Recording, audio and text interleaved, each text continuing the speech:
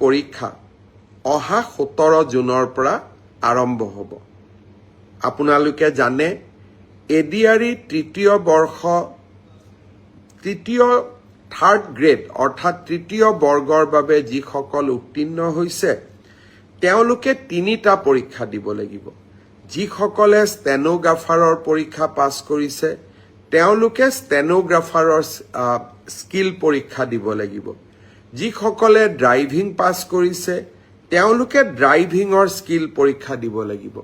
আৰু যিসকলে সাধাৰণ তৃতীয় বৰ্গত পাছ কৰিছে তেওঁলোকে কম্পিউটাৰৰ স্কিল পৰীক্ষা দিব লাগিব। আনহাতে চতুৰ্থ বৰ্গত যিসকলে পাছ কৰিছে তেওঁলোকে অৰেল আৰু স্কিল টেষ্ট দুইটাকে একত্ৰিত কৰি এটা মৌখিক পৰীক্ষাত তেওঁলোকে বহিবৰ প্ৰয়োজনীয়তা আছে আৰু আপোনালোকে সেই পৰীক্ষাত বহিব লাগিব।